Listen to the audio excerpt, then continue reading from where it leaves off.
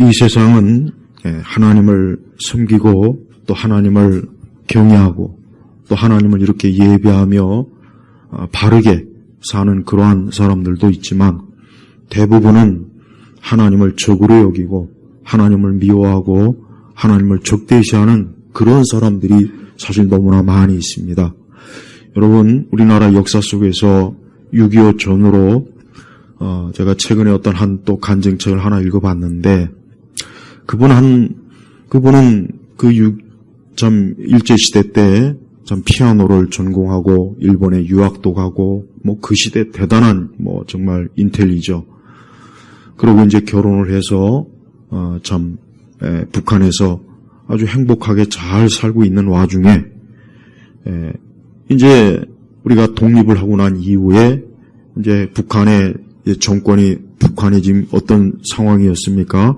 김일성이가 이 소련의 사주를 받아서 이 북한 공산주의, 공산당을 세워가지고 이 북한 전역을 이제 공산당 세력으로 이제 서서히 이제 집권하는 그 시기였습니다. 그때 그분은 이제 그 남편이 야, 이거 안 되겠다. 여기서 이러고 있다가는 우리가 크게 앞으로 해를 당할 것 같으니까 저 남쪽으로 빨리 가자. 근데 그 이제 부인 되시는 분은 그 당시 어린아이가 있고 이제 막 임신을 한 상태라 그 참 남쪽으로 가는 길이 좀 쉬울 것 같지 않아서 그 먼저 당신이 가서 자리를 잡고 이제 나중에 내가 상황을 봐서 내려가겠다 했어요.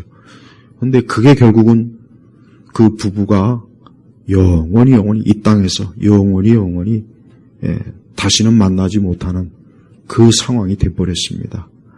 근데 그 여자분이 이제 50년 뒤에 저 중국의 이제 그 아들과 함께 그 북한 당국의 허락을 받고 나와서 그 남편의 소식을 찾고 막 했지만 결국 남편은 죽고 그 남편이 그 남쪽에서 이제 또 이제 결혼을 해서 이제 자녀들이 있다는 걸 알고 그 자녀들을 어찌해서 만났어요.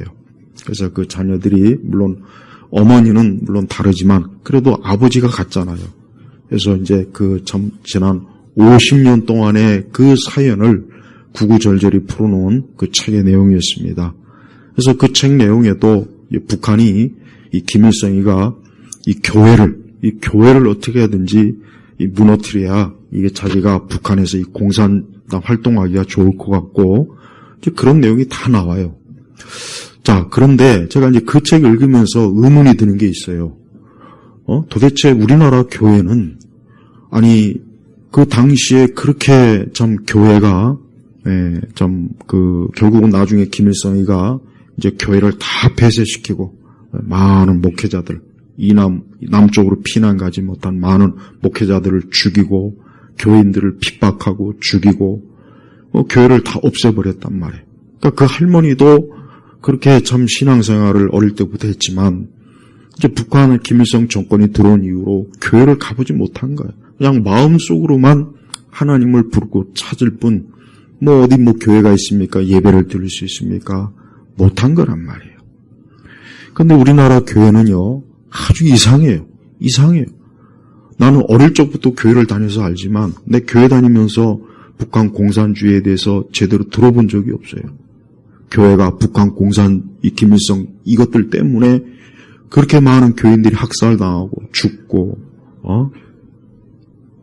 그 6.25 전후로 이 북한 공산주의가 교회를 엄청나게 핍박했습니다. 남쪽에 내려와서 많은 교인들을 학살하고 죽여가지고 우물에다 쳐놓고 저 하무에는 그 많은 기독교인들을 죽여서 그 그냥 동굴에 집어넣어갖고 폭파시켜서 죽이고 제주 4.3 사태도 목사님을 죽이고 교인들을 학살하고 이러한 짓을 무수하게 했는데도 교회에서 입도 뻥끗 안 해요. 예. 지금도 오늘 주일이지만 여러분 이번 주에 그 트럼프의 측근이라기보단 아주 참 생각이 바르고 앞으로 미국 대통령도 될 수 있는 그러한 참 능력 있는 찰 커크인가? 예. 암살당했죠? 그 암살은 그 자는 보니까 이 폐미, 그러니까 어떤 우파적, 여기에 굉장히 혐오감을 갖고 있는 그런 청년이었더라고요. 그리고 지금 현재 어쨌든 드러나고 있는 관계가 과연 그 청년이 단독으로 했겠냐, 그 배후에 누가 있겠냐, 지금 이런 얘기가 서서히 지금 나오고 있어요. 그거는 우리가 아직은 모르지만, 어쨌든 보십시오. 일론 머스크는 그랬어요. 지금은 좌파와 우파의 문제가 아니고, 선과 악의 대결이고, 그리고 좌파는 이것들은 사람을 죽이고도 그거를 파티를 여는 아주 인간 말종들이라고 일론 머스크가 그런 얘기를 했습니다. 맞아요. 맞습니다. 여러분, 우리 교회 이번에 또 어떤 목사님을 또 구속했죠. 선거법 위반이라고 해가지고 구속했단 말이에요. 기껏 해봐야 벌금형이나 그 정도밖에 안 되는 건데, 그런 식으로 얘기하면은 지들 좌파들은 그보다 더한 그런 선거법을 위반했으면서도 보십시오. 손 하나 까딱 안 돼요. 목회자를 구속하고, 만약에 천주교나 불교였다면 구속했겠어요? 한번 생각해봐요. 천주교 신부나 승려가 중이 혹 선거법을 위반했으면 구속을 했겠습니까? 절대 안 했을 거예요. 절대. 아주 자신 있게 장담할. 절대. 우리 개신교를 가장 만만하게 봐요. 개신교를 가장 무슨 흑살이 껍데기로 봐요. 흑살이 껍데기 뭔지 아시죠? 이거 할 때 제일 보잘것없는 거예요. 그러니까 교회를 제일 우습게 보고 목회자를 제일 발바닥에 때만큼도 여기지 않는 게 우리 한국의 정세, 이 정세예요, 정서. 근데 불교나 천주교는 굉장히 무서워하고 두려워해요. 건드리지 않으려고 그래요. 근데 기독교는 만만하거든. 만만해요. 왜 그렇겠습니까? 이유가 뭐겠습니까? 그럼 기독교가 정치에 대해서 입도 뻥끗 안 하는 목사들 때문에 그러는 거예요. 오늘 같은 날도 전국에 있는 모든 주일은 어떻게 정부가 목사를 구속하느냐에 대해서 단호하게 지금 설교해야 돼요. 무슨 별것도 아닌 선거법 그냥 엮여가지고, 여러분, 이런 문제에 대해서 침묵하는 것은 그건 대단히 잘못된 거예요. 그런 교회는, 그런 교회 목사는 아주 잘못된 교회고, 잘못된 목사고, 이거는 도저히 있을 수가 없는 거예요. 왜 그렇습니까? 지금 우리 대한민국의 이 좌파 세력들은 하나님을 적으로 여기는 집단이에요. 교회를 적으로 여기는 집단이에요. 근데 어떻게 이런 세력에 대해서 그동안 계속 침묵해요. 나는 30대 초반부터도 그 당시 노무현 정권 때도 이거는 좌파인데 왜 이런 일에 대해서 오히려 교회가 더 열렬히 지지하고 그런 일이 많았습니다.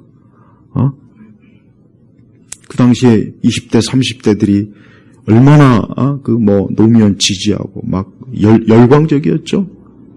또 안철수 나중에 지지하고. 내가 볼 때는 하나같이 등신 같은 것들이 저게 뭔지도 모르고 저런 걸 지지하냐. 나는 그래요. 난 젊을 때부터 정치에 대해서 나는 적어도 이건 아닌데, 단 한 번도 나는 정치에 대해서 틀려본 적이 없어요. 나 다른 건 몰라도.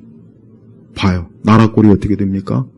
여러분, 지금 우리나라 관세 이거 이미 벌써 실패했는데도 여기 와서는 별일 없다, 잘 됐다, 계약을 하지 않을 만큼 지금 철강, 자동차 지금 관세에 계속 때려 맞고 있어요. 멕시코도 우리나라 50% 관세 매긴다 그래요. 이거 왜 그렇습니까? 미국 가가지고 협상을 엉터리로 개판으로 해서 그러는 거예요. 가서 거짓말했거든. 응?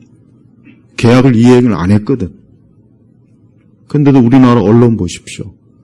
우리나라 언론에서는 완전히 용비어천가.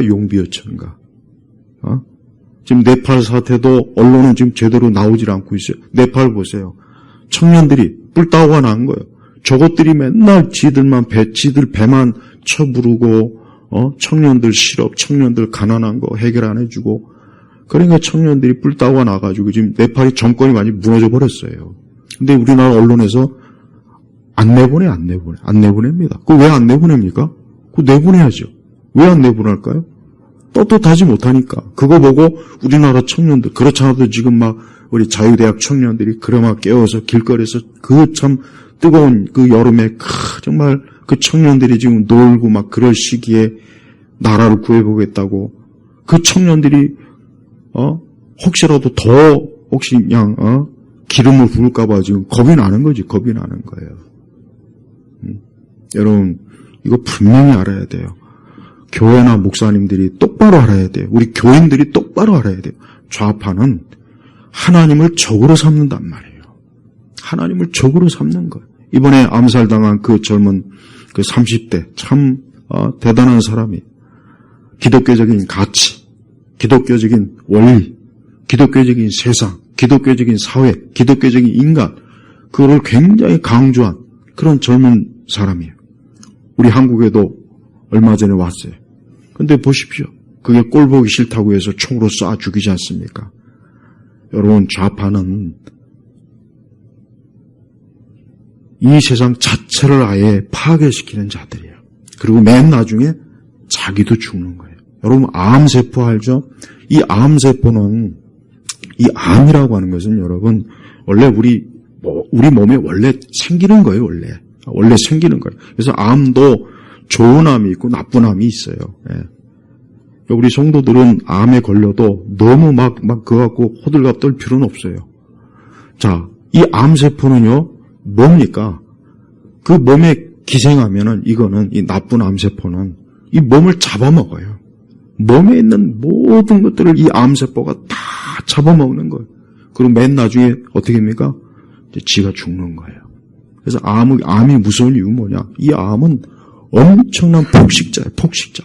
그래서 몸에 있는 모든 영양소들을 다 잡아먹고, 몸에 있는 모든 장기에 있는 것들을 다 잡아먹고, 그러니까 그걸 죽이려고 그 엄청난 그 약을 막 투여하지 않습니까? 그러니까 막 머리가 빠지고, 뭐 한다고. 이 좌파는 딱 암세포예요, 암세포. 이 좌파가 한 국가나 한 사회에 들어오는 그 순간, 한 인간의 머릿속에, 대가리 속에 들어오는 그 순간, 모든 걸 다 죽이는 거예요. 다 죽이는 거예요. 국가도 죽이고, 사회도 죽이고, 가정도 죽이고, 남자도 죽이고, 여자도 죽이고, 어린아이도 죽이고, 노인도 죽이고, 중년도 죽이고, 다 죽이는 거예요. 다 죽이는 거예요. 지금 우리나라 여러분 정말 큰일 났습니다. 우리나라는 지금 공산주의죠. 이미 공산주의입니다. 상권 분립 같은 거 이제 필요 없게 지금 만들려고 하잖아요. 한 나라를 무너뜨리려면 딱 두 가지를 먼저 딱 잡아야. 첫째 언론, 그다음에 법이에요. 언론과 사법 이 두 가지를 딱 처리하면 그 국가나 그 사회는 완전히 통제할 수 있어요. 근데 우리나라 보십시오. 이미 벌써 오래전에 됐죠. 오래전에. 그 대다수의 국민들이나 심지어 우리 그리스도인들, 목사님들까지도 바보 천치같이 저런 KBS니 MBC니 SBS니 무슨 조중동부터 해가지고 그런 거 맨날 그런 거나 보고 여러분 식당 가면 맨날 YTN 틀죠. 식당 가면 맨날 그런 거 종편 틀죠. 아니면 MBC 저 교도소나 저 감옥은 뭐 틀는지 아십니까? 주로 MBC 주로 MBC. 예.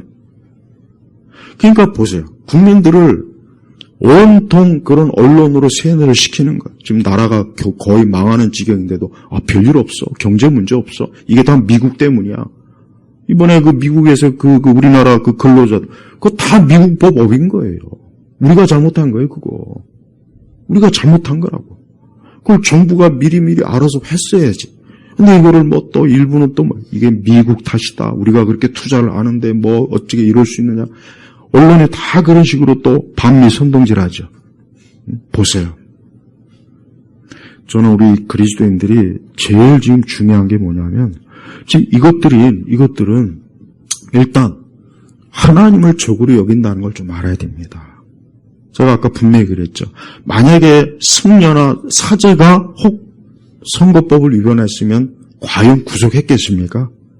과연 구속을 했겠냐 이거예요. 한번 생각해요. 절대 안 합니다. 왜? 괜히 저 불교나 천주교 건드렸다가는 진짜 감당을 하기가 어려울 것 같아요. 근데 만만한 게 뭐예요? 교회예요. 근데도 교회는 어때요? 가만히 있어요. 아무 말 안 해요. 목사가 잡혀가도 아무 소리 안 하고 가만히 있죠. 하나만 한 설교나 맨날 교회에서 하죠. 여러분, 설교라는 것도 그래요. 설교라는 것도 때와 상황에 맞게 해야 되는 거예요. 지금 나라가 이렇게 엉망이 되고 폭망이 되고 이제 곧 있으면 이제 많은 우리 성도들 직장 잃고 사업 이게 막 무너지고 그러면 지금 이런 걸 가지고 좀 말씀으로 다뤄야지. 지금 이 상황에 맨날 뜬금없는 소리, 무슨 영성훈련을 합시다. 무슨 제자훈련을 합시다. 하나님께서 우리를 위로하십니다. 맨날 이런 하나만한 소리나 하고 있으면은 그 교회가 도대체 그게 정상입니까? 그렇다고 해서 신학적으로 옳은 것도 아니에요. 내가 답답해하는 건 그거예요. 그러면 교리적으로나 신학적으로나 성경적으로나 올바른 신앙을 또 추구하면은 또 몰래 그것도 아니고 그것도 아니에요. 이미 복음에서 말씀에서 다 이탈했죠. 그저 교회라고 하는 것은 그저 모여서 자기들끼리 쎄쎄쎄하고 그저 우리끼리 좋은 감정 풀이하는 곳이 돼버렸어요. 교회가 무슨 진리의 터가 어디가 있습니까 지금? 우리나라는 지금 이제 보세요. 교회도 이제 곧 있으면 점점 어려워집니다. 지금보다 훨씬 어려워져요. 가만히 있질 않습니다. 좌파들은 끝까지. 지금 우리나라는 이제 미국하고 완전히 등을 돌리고, 지금 이제 돌리겠다는 거예요, 이제. 미국하고 등을 돌리고, 우리는 이제 친중, 친북, 저 거지 같은 저런. 여러분, 중국이 좋습니까? 중국이 뭐가 좋습니까? 북한이 좋습니까? 북한이 뭐가 좋습니까? 하나도 좋을 게 없어요. 하나도 좋을 게 없어요. 우리 개인의 인생에, 내 삶의 문화에, 내 인생의 모든 하나도 도움되는 게 없어요. 근데 왜 저쪽을 자꾸 따라갑니까? 왜 자꾸 저쪽을 그렇게 바라보죠? 해바라기처럼? 그렇게 해서 좋을 게 하나도 없는데 우리는 그쪽으로 자꾸 가요. 왜? 누가 그거를 끌고 갑니까? 우리나라 좌파 정치 세력들이 그쪽으로 끌고 가는 거예요. 그쪽으로 끌고 가는 거예요. 그쪽으로 계속해서 정책을 바꾸고 정부 기구도 지금 바꿔버리죠. 법도 다 무너뜨리죠. 언론은 이미 언론 보십시오. 저번에 100일 대담하는 거 보십시오. 아니 본질적인 문제들에 대해서는 아무것도 안 하고 계속해서 잘하고 있다, 별일 없다. 조금 있으면 또 이제 무슨 쿠폰 또 10만 원짜리 또 뿌린다며요.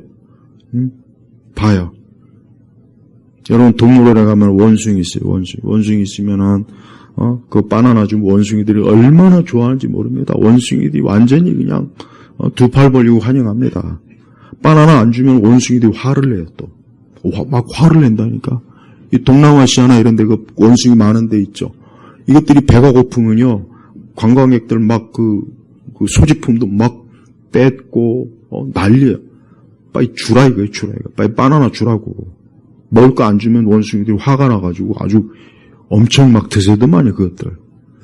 지금 우리나라는 지금 이제 국민들을 다 원숭이로 만들어요, 원숭이로. 전부 다 원숭이로 만들어서 이제 배급해 먹고, 기업은 다 망가지고, 그 좋은 원전은 지금 이제 안 하고 이제 무슨 태양광이니 뭔지 그 거지 같은 거 해서, 태양광 해봐야 저 전라도 지역이나 이 강원도 일부 지역만 겨우 되지. 거기서 또 전기 생산하면 어떻게 수도권으로 어떻게 또 들어올 겁니까? 그 좋은 원전 기술 또 팽개치겠다고 하는 거 보십시오. 그러니까 모든 게 거짓말이에요. 모든 게. 입만 열면 거짓말. 그러니까 좌파는 마귀의 속성을 닮았어요. 그래서 좌파 성향을 가진 자들은 전형적으로 마귀하고 똑같은 인간성을 가지고 있어요. 남 뒤통수 치고 거짓말하고 배신자라고 은혜를 원수로 갖고 이게 다 좌파 성향입니다. 이게 다 좌파 성향이에요. 인간에겐 누구나 다 이런 성향은 있는데 좌파적 공산주의 이 이론이 머릿속에 들어가면은 우리의 타락한 본성에다 뭘 하는 거냐? 마치 기름을 붓는 거예요. 기름. 불에다가 신나를 붓는 거나 똑같은 거예요. 분명히 하셔야 돼요. 누구나 다 사람은 악한 본성이 있는 거예요. 다 그래. 누구나 다 사실은 악한 본성이 있어요. 근데 이 악한 본성을 하나님께서는 억제를 하는 거예요. 우선 제일 좋은 건 뭐니까? 말씀으로 억제시키고 회개시키고 말씀으로 우리를 계속 우리의 타락한 본성을 어때요? 희석을 시키는 거예요. 우리의 죄를 그리스도의 피로 씻고 계속해서 깨끗이 하는 거예요. 그렇게 해가면서 인간이 어쨌든 간에 온전하게 되는 겁니다. 그런데 이 좌파나 공산주의는 이 타락한 본성에다가 뭐요? 아까 얘기했지만은 불난데다가 기름을 붓는 거예요. 기름. 얼마나 그럼 잘 타겠습니까?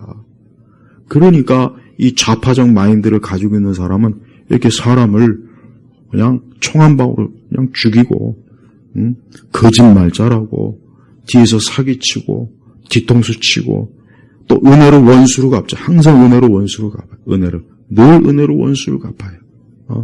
김일성이를 살려준 게 그 목사님인데, 북한 전역에 있는 그 교회를 다 두들겨 부시고, 문에다 못질하고, 교인들은 교인들은 발견하는 족족 현장에서 죽이거나 저 정치범 수용소에서 가장 그 1급 정치범 수용소에다 다 보냅니다.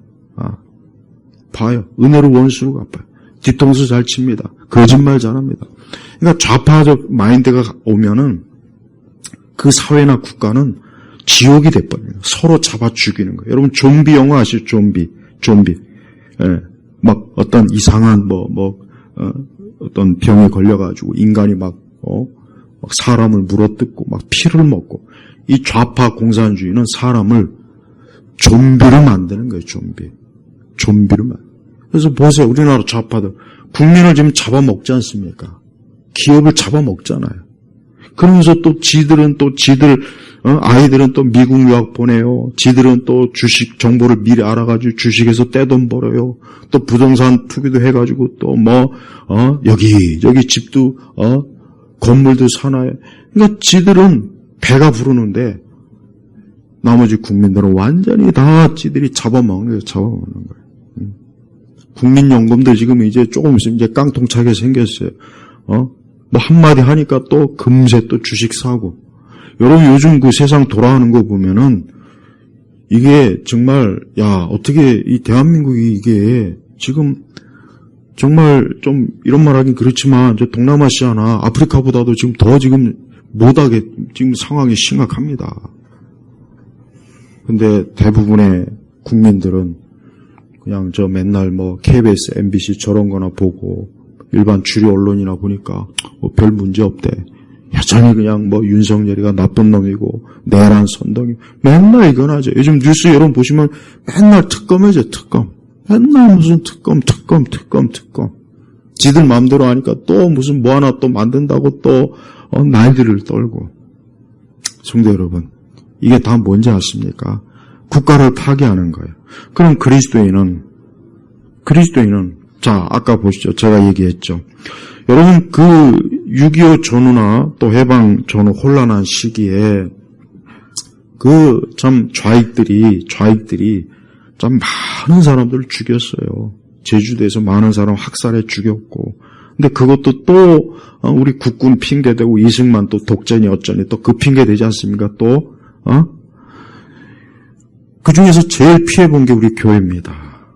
교회는 여러분 공산주의 때문에 가장 피해를 많이 봤어요. 그걸 알아야 돼요. 근데 왜 교회가 지금 이렇게 목사를 구속하고 이제 점점 더 우리 교회를 압박하고 교회를 무너뜨리고, 왜 이런데 우리 교회가 거기에 대해서 가만히 있습니까? 왜 그걸 언급하지 않고 왜 그걸 말하지 않을까요? 이게 남의 일일까요? 이게 내 신앙과 상관없는 일일까요? 그렇지 않습니다. 상관이 있어요. 앞으로 피부에 와 닿게 이제 상관이 있을 거예요. 우리가 지금 신앙생활이라고 하는 게 그래요. 신앙생활은 우리가 이 땅에서 하는 거예요. 이 땅에서. 근데 아까 그 할머니는 북한의 김일성 공산당이 딱 짓고 나니까 그 순간부터 50년이 넘게 죽을 때까지 교회를 나가본 적도 없고 예배를 드려본 적도 없고 드릴 수도 없고 찬송가도 성경책도 없고 그렇게 평생 살다가 돌아가셨어요. 여러분, 우리도 그래야 되겠습니까? 우리 자녀들이 그런 꼴을 당해야 되겠습니까? 앞으로 그렇게 돼요. 이대로 가면 그렇게 됩니다. 이젠 청년들 취업 이제 힘들어요. 기업 자체가 지금 휘청거려요. 그리고 뭐 일만 나면 또 기업에다 또 손 벌려갖고, 또 기업은 또 노란봉투법에 죽이고, 그러니까 앞뒤에서 이건 뭐 기업하는 사람들 완전히 무슨 뭐 대역죄인으로, 상속세 폐지하면 얼마나 좋습니까? 평생 세금 냈는데 죽을 때 또 뭐 세금 거기서 뜯어가고, 2대, 3대 지나면 완전히 다 개털돼가지고, 국가가 완전히 다 걷어가. 이게 공산주의죠. 이게 사회주의란 말이에요. 우리 그리스도인들이 하나님을 섬기죠. 하나님을 섬기면은 우리는 하나님에게 맞게 우리가 사는 거예요. 네, 우리가 하나님을 믿는다는 것은 하나님에게 맞춰서 사는 겁니다. 그러니까 신앙생활이 뭡니까? 하나님에게 맞춰서 살라는 뜻이에요. 왜? 오늘 말씀에 있지 않습니까? 이는 하늘과 땅에 있는 모든 것들, 곧 보이는 것들과 보이지 않는 것들, 보좌들과 주권들과 통치자들과 권세들이 그 안에서 창조되었기 때문이다. 누가요? 하나님께서 다 만드신 거예요. 하나님께서 보이는 것, 여기 보좌, 주권, 통치, 권세, 이건 다 영적인 세력이에요. 천사들 막 다 그런 겁니다. 만물이 그분으로 말미암아 그분을 위해 창조되었다. 만물이. 세상 모든 게 다 하나님에서 창조되었습니다. 우리 사람. 그러면 어떻게 되겠습니까? 그 하나님에게 맞춰 살아야 돼요. 그렇게 하지 않으면 어떻게 되냐? 그러면은 그 하나님에게 맞추지 않은 대가가 어떻게 되냐? 처참한 겁니다. 혹독한 거예요. 불행해지는 거예요. 지옥같이 되는 거예요. 그래서 이 땅에 하나님께 맞추지 않은 모든 정치, 경제, 문화, 예술, 무엇보다도 한 사람의 인생이 하나님에게 맞추지 않으니까 어떻게 됩니까? 모든 게 다 어두워지잖아요. 악해지잖아요. 불행해지지 않습니까? 처참해지지 않습니까? 그래서 좌파가 집권하는 발전이 없어요. 발전이 없습니다. 좌파가 집권하면 발전이 없다고요. 기업은 절대 일어날 수도 없고, 사람이 먹고 사는 것도 힘들고, 인간의 기본적인 생활이 안 돼버린다고요. 여러분, 우리가 지금 이렇게 그나마도 아직 유지하고 있지만, 이대로 가면 이거 몇 년 못 갑니다. 얼마 못 갑니다. 이대로 가면은, 이제 우리도 진짜, 이게, 어느 한순간에 확 그냥 마치 엘리베이터가 위에서 밑으로 꺼지는 것처럼, 우리도 그렇게 돼요. 전에는 전혀 그런 걱정할 필요가 없었는데 먹고 사는 거 걱정하고 물가 점점 오르고 점점 살아가는 것 기본적인 삶 자체가 막 이게 휘청휘청 된단 말이에요. 그럼 어떻게 됐습니까?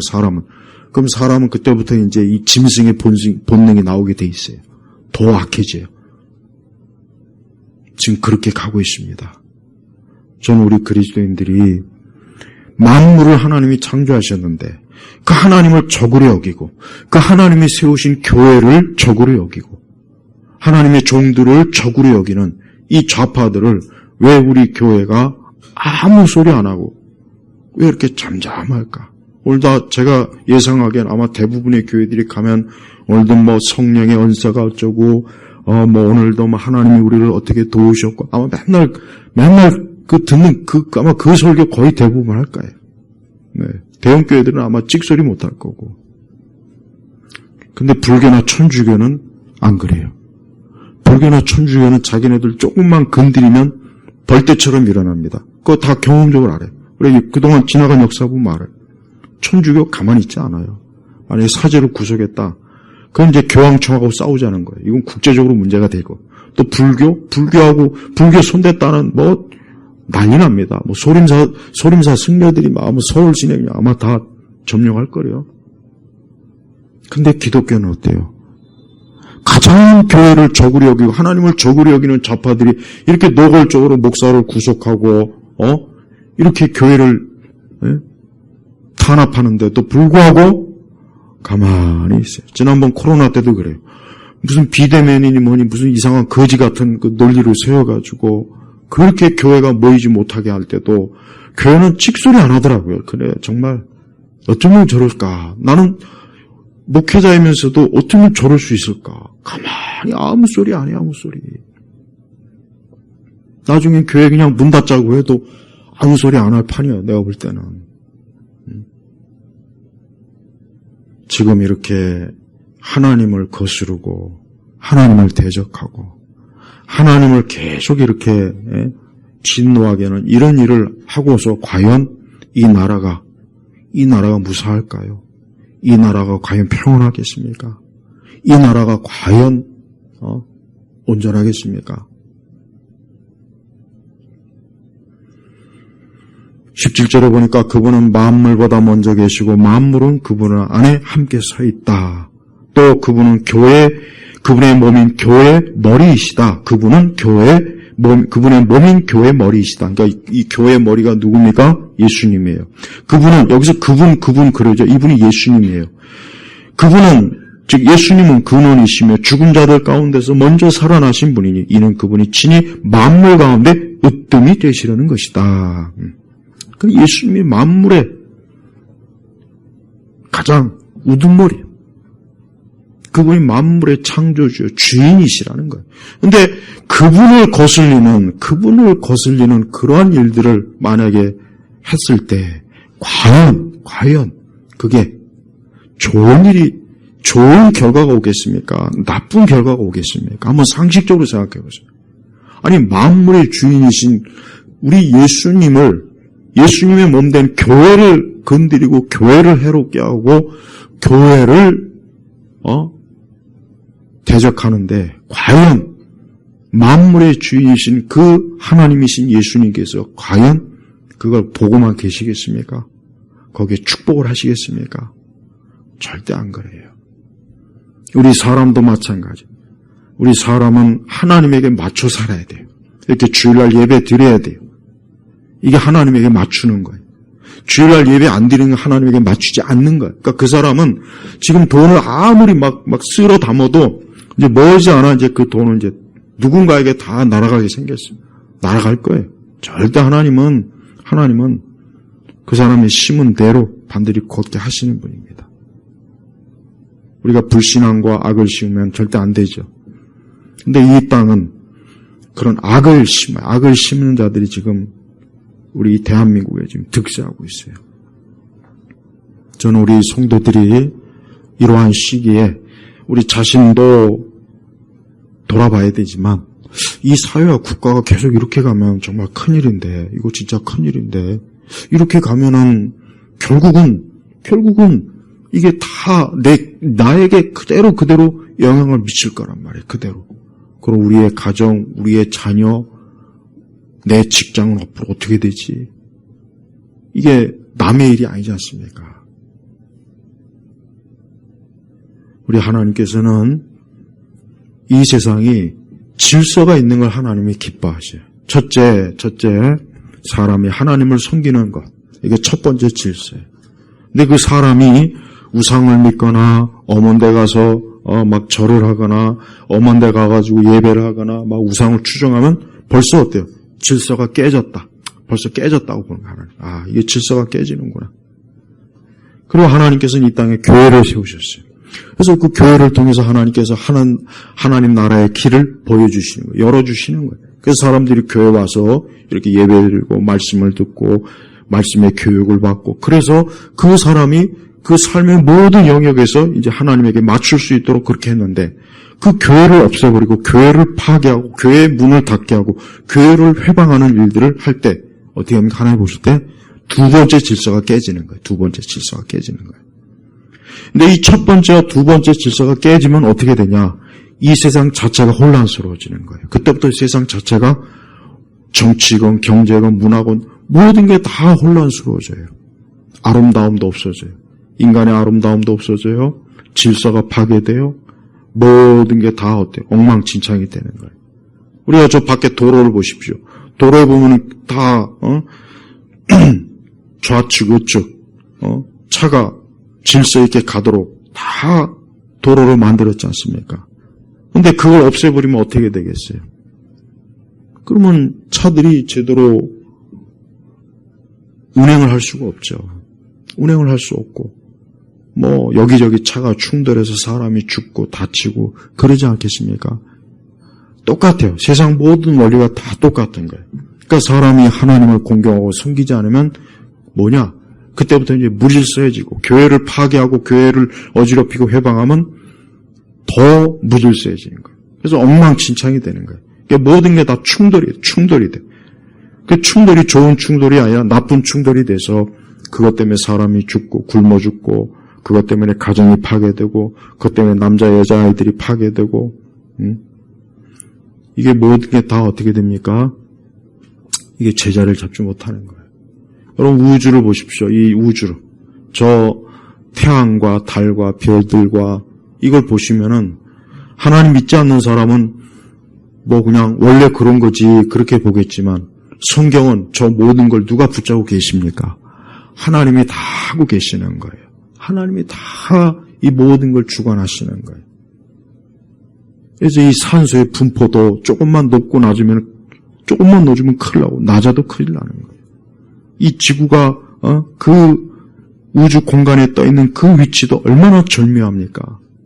그거 다 누가 한 겁니까? 어쩌다가 진화론자만큼 나는 참 머리 나쁜 사람이 없다고 생각해요.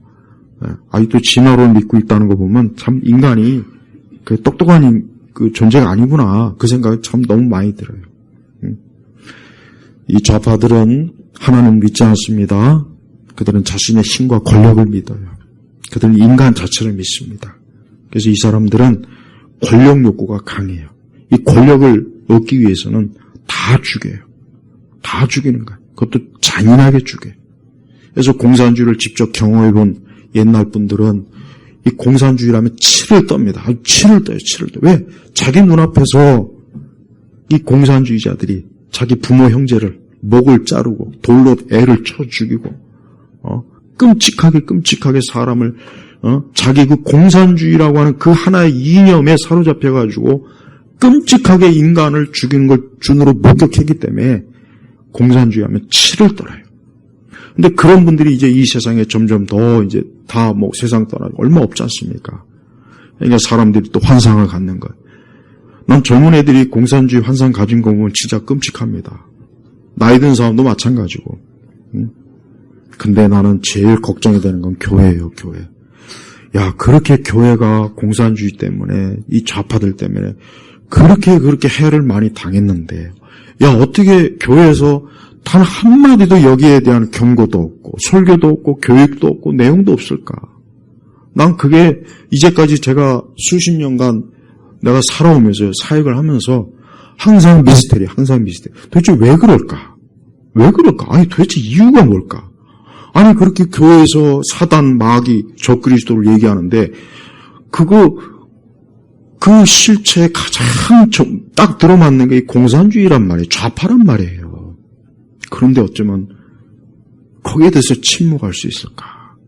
하여튼 미스테리. 예? 우리 성도 여러분들은 지혜로운 사람이 되어야 됩니다. 이 세대 자녀들의 뒤지면 안 돼요. 오히려 교회 안 다니는 사람들 중에 더 이런 부분이 똑똑한 사람이 참 많더라고요. 그런 거 보면은, 야, 참, 저들이 하나님만 믿으면 진짜 금상첨화인데, 하나님 안 믿는 게 좀 많이 아쉽다. 나머지는 다 정상인데, 하나님은 또 믿질 않는더라고요. 또 반대로, 하나님 찾으면서 빨갱이가 그렇게 또 많아요, 교회 안에. 교회 안에 좌파들 진짜 많습니다.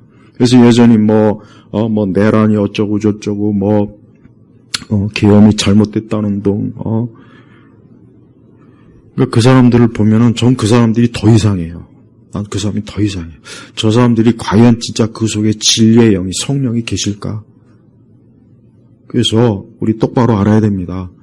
이젠 이 선과 악의 대결이에요. 근데 우리 대한민국은 지금 이 악의 세력들이 지금 모든 영역을 다 점령해가지고 지금 큰일입니다. 너무 큰일이에요. 여러분들이 알지 못하는 법들이 얼마나 지금 저 국회에서 지금 많이 상정되는 줄 아세요? 아주 기가 막힌 법들이 많아요.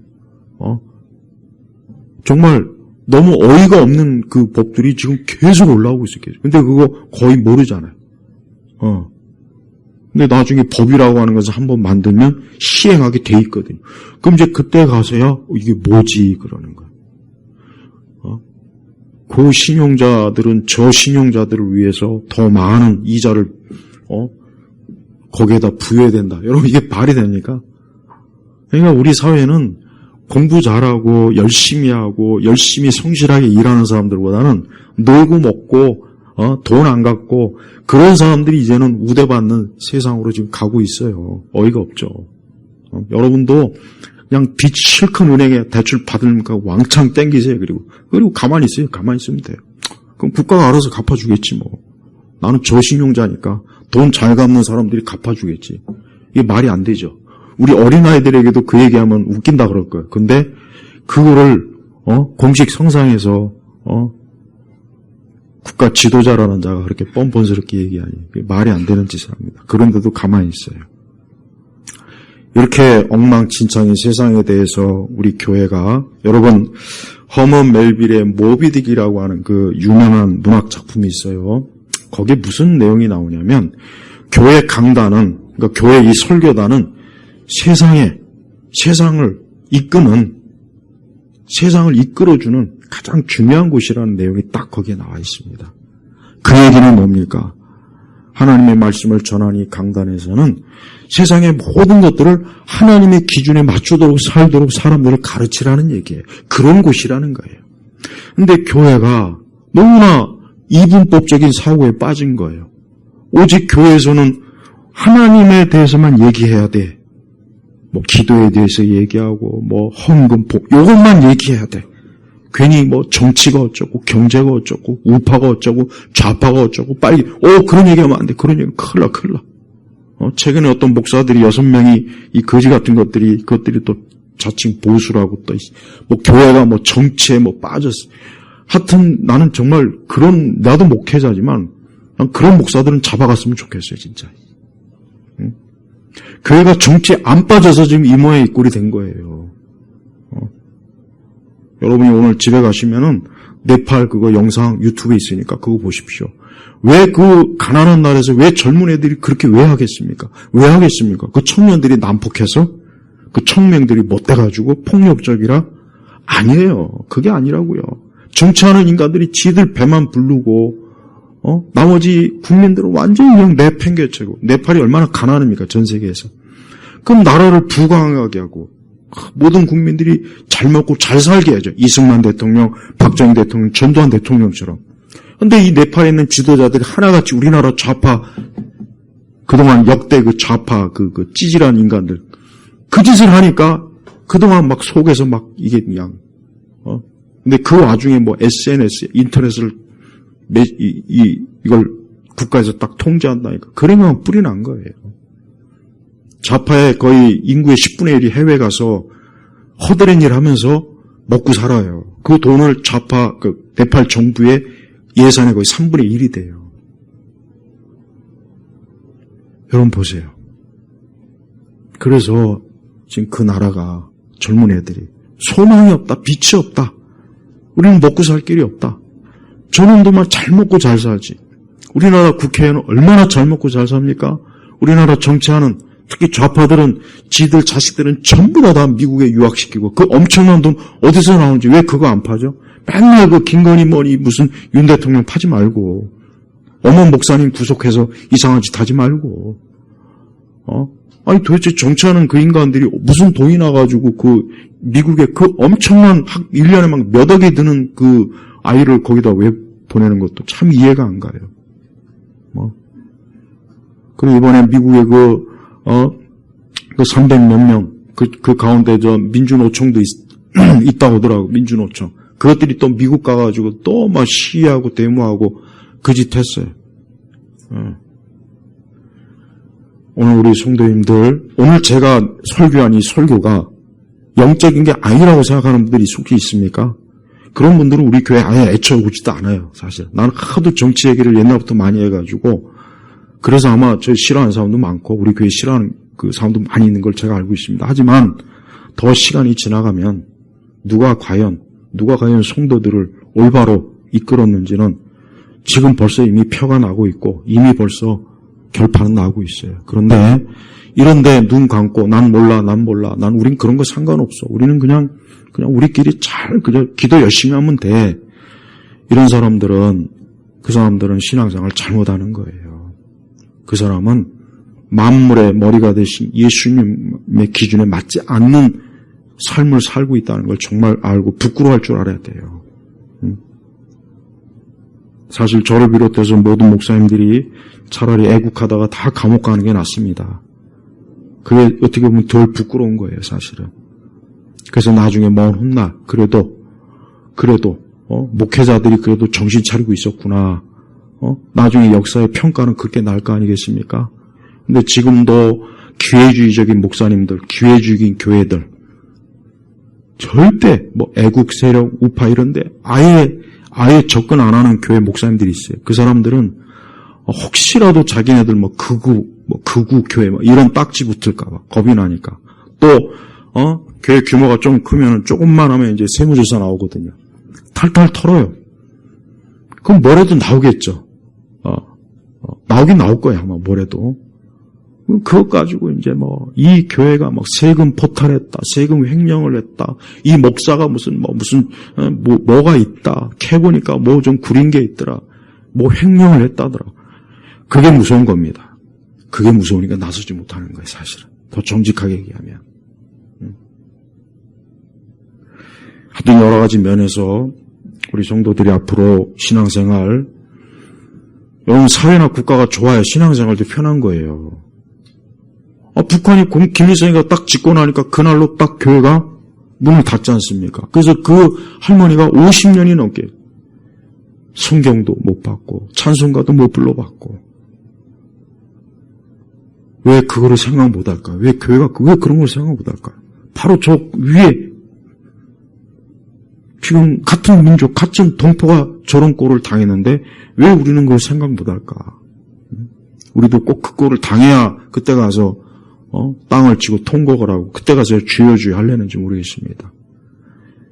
우리 예일교회 성도들만큼은 이 시대의 표적, 이 세상이 어떻게 돌아가는지 좀 바르게 잘 알고 그런 가운데서 기도하고 그런 가운데서 예배드리고 그런 가운데서 하나님께 맞추어 살아야 됩니다. 이게 정상적인 신앙생활이에요. 이런 거하고 딱 끊고 맨날 11조 얘기나 하고 헌금 얘기나 하고 맨날 교회 봉사 얘기하고 맨날 무슨 제자 그렇게 해서 교회가 또 잘 됐으면 몰라요. 그것도 아니고 또 이것도 아니고 저것도 아니고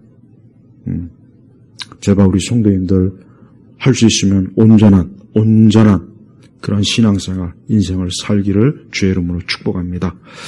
아버지 하나님 감사합니다. 우리 예일교회 성도들이 참 주 안에서 모든 면에서 참 복된 인생과 복된 신앙으로 살아가도록 이끌어 주옵소서. 감사드리며 우리 주 예수 그리스도의 이름으로 기도 올렸습니다. 아멘.